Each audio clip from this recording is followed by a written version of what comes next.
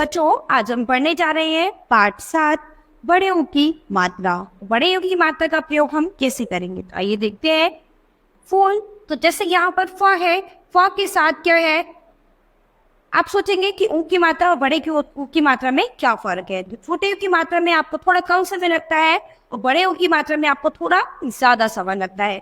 जैसे यहाँ पर ये फूल है तो फूल है ना, तो ये थोड़ा लंबा खींच रही है, और जबकि वो छोटे ऊ की मात्रा एकदम बहुत ही कम झुकाव में होती है, यानी बहुत ही कम समय लगता है।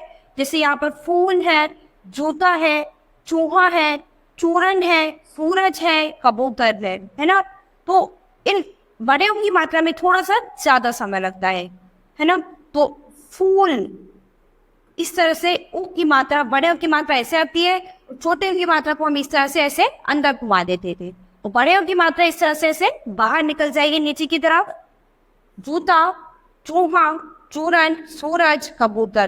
तो ये ब्लैक रंग से जितनी भी मात्राएं लगी है यहाँ पर, ये सब किसकी मात्राएं हैं, ये बड़े ऊ की मात्रा है। तो बड़े ऊ की मात्रा का प्रयोग हमने यहाँ पर इन शब्दों में किया है। आइए कुछ और शब्द पढ़ते हैं। मीनू नाखून साफ रखा कर, एक रुमाल भी साथ रहना चाहिए, घर पर धूल नहीं रहनी चाहिए, पूरा कचरा बीमारी बढ़ाता रहता है। तो क्या है, यहाँ पर ये कुछ शब्द है जिन पर हमने बड़े ऊ की मात्रा का प्रयोग किया है। इसके बाद ये चित्र है, इसके माध्यम से एक ये छोटी सी कविता है, इसको पढ़ेंगे। आलू पूरी गरम गरम खाकर सोन फूल गया, आलस आया अब करना था काम विद्यालय का, वह सब भूल गया। तो आलू पूरी गरम गरम खाकर क्या था, सोनू एकदम फूल गया और उसको आलस आ गया और उसको विद्यालय का काम करना था, जो कि वो सब भूल गया। तो यहाँ पर क्या था, अब देखिए यहाँ पर आपने अभी इससे पहले छोटे ऊ की मात्रा पढ़ी थी और अब यहाँ पर ये बड़े ऊ की मात्रा है।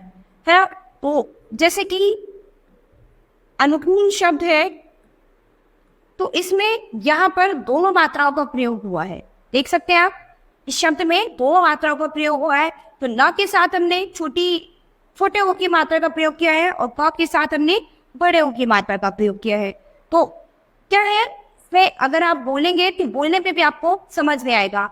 अनुकूल, ठीक है। तो अनु में न के साथ जो ऊ की साउंड आ रही है, ऊ की जो धुन आ रही है, वो क्या है, वो बहुत ही कम समय के लिए है। लेकिन क के साथ जो ऊ की धुन आ रही है वो बहुत ही लंबे समय के लिए।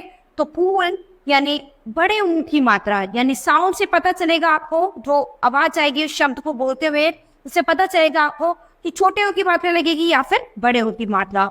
तो अनुकूल में क्या है, कूल, कूल यानी क के साथ ऊ जो है वो थोड़ा लंबा खिंच रहा है। तो कूल में, क में आप क्या करेंगे, बड़े ऊ की मात्रा लगाएंगे और न के साथ आप छोटे ऊ की मात्रा बनाएंगे। तो बच्चों, ऐसे बहुत सारे शब्द हैं जिसमें इन दोनों मात्राओं का प्रयोग होगा। तो आपको इन दोनों मात्राओं से जुड़े हुए कुछ शब्द बनाने हैं जिससे आपको इस मात्रा की पहचान हो जाए। तो यहाँ पर ओ की मात्रा की पहचान करने के लिए आपको कुछ ऐसे शब्द लिखने होंगे और उनका उच्चारण करना होगा, जिससे आपको ओ की मात्रा अच्छे से समझ आ जाए। तो आप होमवर्क में कुछ ऐसे शब्द लिखेंगे और उनका उच्चारण करेंगे। बच्चों, ये पाठ हमारा यही खत्म होता है। अब हम अपने नई क्लास में मिलेंगे अपने नए पाठ के साथ। धन्यवाद।